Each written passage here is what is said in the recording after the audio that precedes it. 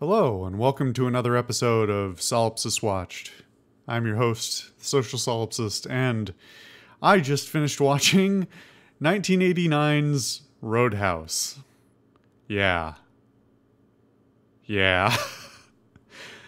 Roadhouse is allegedly an action film. I don't know what I just watched. Roadhouse appears to be, for the most part, a thinly veiled excuse for poorly choreographed violence and excessive nudity. And listen, I'm no prude. I enjoy some good violence. I enjoy some good nudity. There's something wrong with this film. It's bizarre. I feel dirty even calling it a film. It's just so strange. Now, why did I watch this film? I didn't really want to, but I felt like I had to. It's something that gets, it's a name that gets thrown around, especially in cinematic circles as a reference point. Nobody ever seems to quite talk about it directly. They mostly seem to dance around it and make reference to it. Now, as I expressed during my Red Dawn video, I think Patrick Swayze, who in this film is the lead actor, is pretty terrible, and he's not much better than usual in this.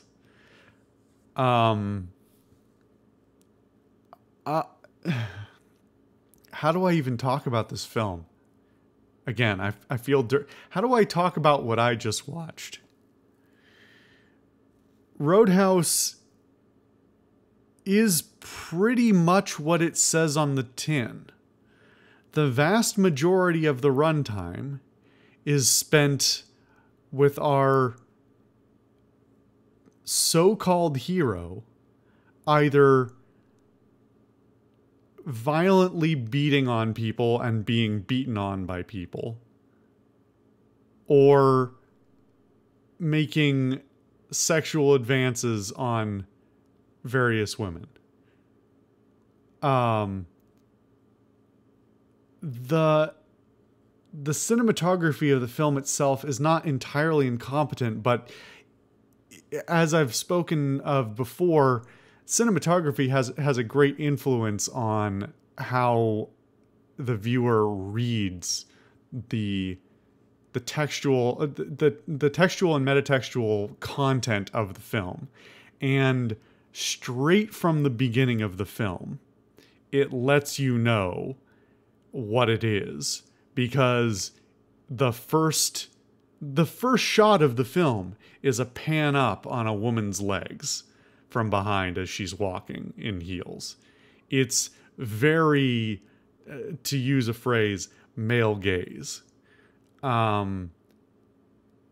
This is like the epitome of, I'm looking for the right term, but it's 80s dude bro action film schlock. But it's not even that good.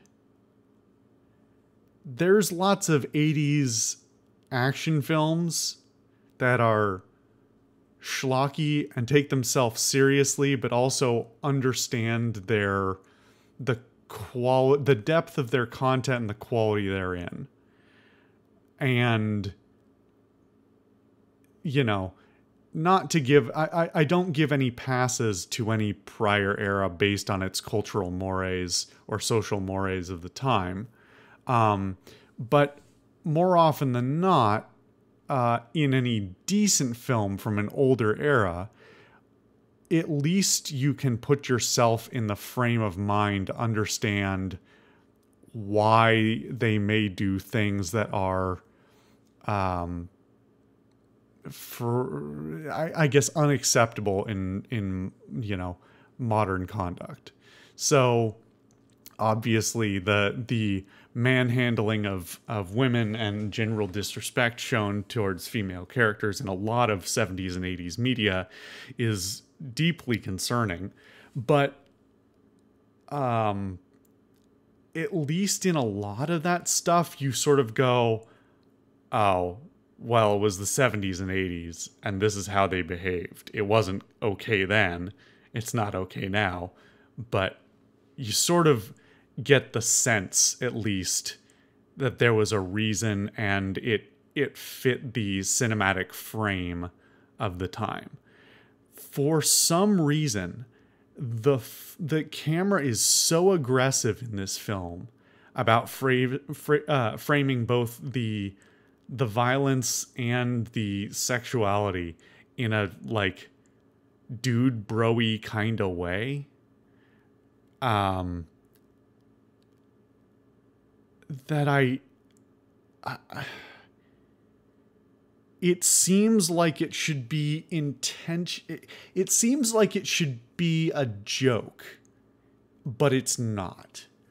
The entire film, both directly and indirectly, takes itself deeply seriously in an utterly bizarre way.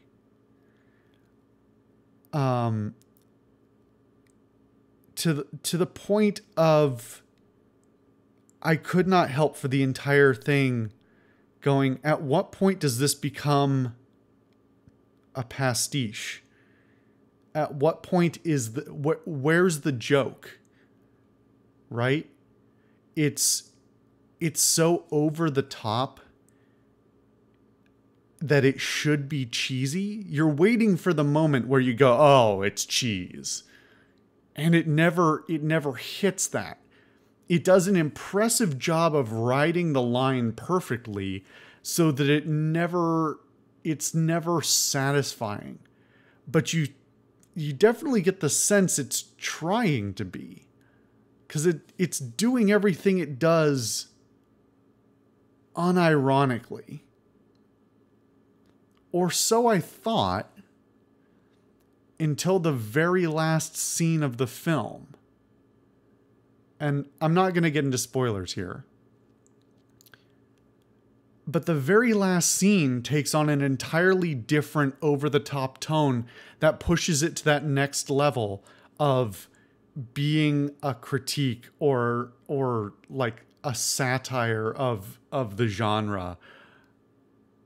But I'm not sure it's intentional. It's not the kind of thing that you can laugh at because it's bad. Well, no, I can't even say that. It is definitely not a film that is so bad that it's good. There's a lot of effort put in to a lot of things, but it's not. The piece of art the effort was put into is just bizarre and doesn't need to exist in the first place. But until that, at that final scene, it takes a turn towards the comedic that it had seemingly worked so far to avoid in the remainder of the film. And maybe on repeated watchings, this would fall differently for me, but that doesn't excuse it. I mean, you can't. There are a few films where I will say, oh, you have to watch it multiple times to fully appreciate it.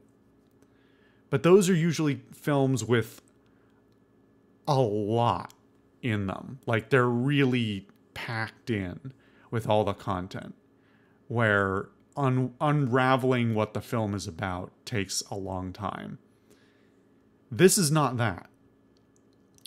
There's barely a story here. There's barely a plot. There are no characters at all. They are, at best, tropes. And mostly not even that. The dialogue is bland, boring. It's not even cliche. If it was cliche, then you could start to laugh at it, but it isn't. It's just, it rides that line where it insists on being truly bad. like I said, Swayze is in line with pretty much everyone else in terms of the quality of the acting. I mean, I always enjoy Sam Elliott on screen, and he's in here. But, like, that's entirely incidental and down to, you know, Sam Elliott just being Sam Elliott. Everything else is just dry and flat and boring, interspersed by scenes of fist fights where, of all people, Patrick Swayze is the most competent. Like, he's actually, you know, it's not a stunt guy in any of the scenes that I noticed. It's, you know, him actually, you know, screen fighting, but he's not that good in the first place, and everyone around him is worse. And then those scenes don't even always lead anywhere. On the whole, they lead almost nowhere or just perpetuate the same status quo that's always been established. And then in between all that, there's just, you know, a shoehorned love interest with no character, no reason to care about each other, and between her and a couple of other women in the film, they frequently get mostly naked, as best I can tell, purely for the titillation of the audience. There were like 3 times in the film that I just burst out laughing. You know, that like corked up laughter where you're just like, this is so absurd, this is so absurd, and then you just sort of belt a laugh for like 2 seconds and then just stop. That's all I could muster, because it just hit like this boiling point of, you gotta be fucking kidding me. And one of them is this sex scene right in the middle of the film that is truly one of the worst things I've ever seen put to film. It borders on comedic, but I don't think it had any intention of being there.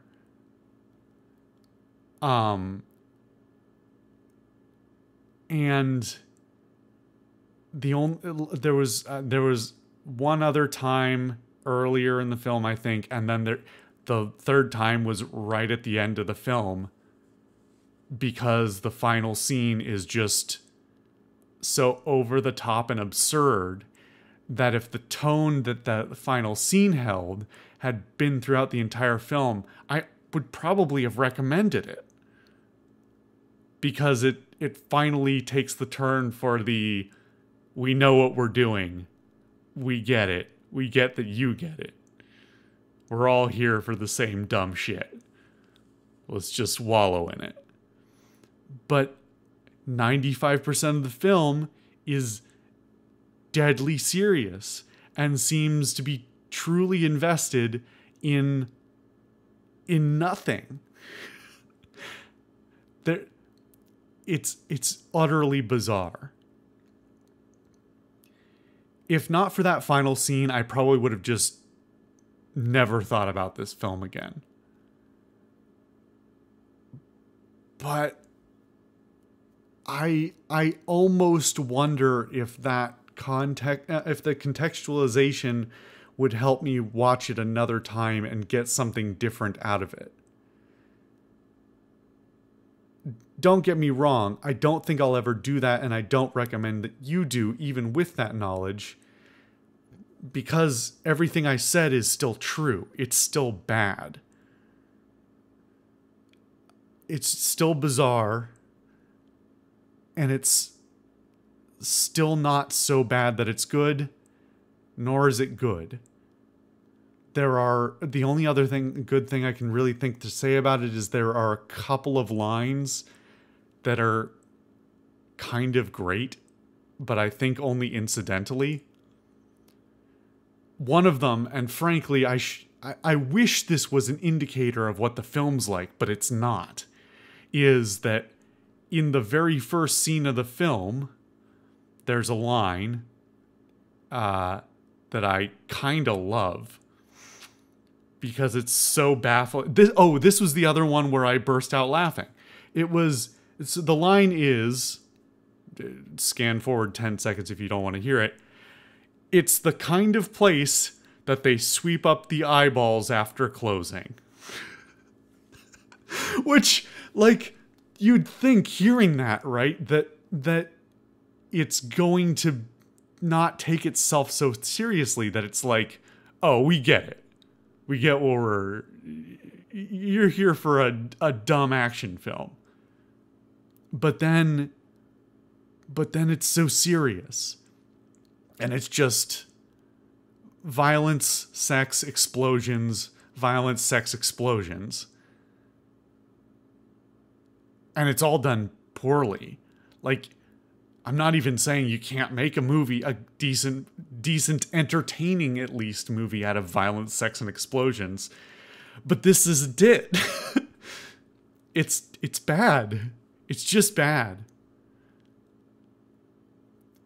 If you're desperately curious and just want to get the good part, I guess just find the last scene on YouTube or something and watch that.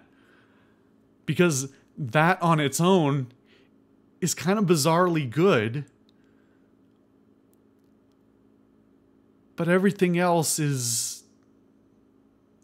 yeah. I don't know that I have anything else to say about this. It's just not very good, and I'm really I can't pinpoint if people like this actually, or if it's just something that everyone saw in the 80s or after, like in the early 90s, and went, "Huh, I guess I'll catalog that." And that's why everybody references it. I've actually heard this film previously referred to, although some time ago, and I couldn't tell you where from. Referred to as one of the most violent film, or one of the most violent films somebody had ever seen, and it wasn't somebody, prudish either. But I don't get that, because like, short of like maybe 2 moments, it's relatively tame. And again, it's all done badly. Even if it had been structured properly, the content therein is delivered so poorly that it lands flat. The violence is boring, the sex is boring, the explosions are boring. It's all boring. It's all very poor. I got nothing else. This one's baffling. If you've seen this before, or if, God forbid, you decide to watch it after this, let me know your thoughts in the comments. I'm confused. Thank you for watching another episode of Solipsist Watched. I've been the Social Solipsist, and I'll see you for something different next time.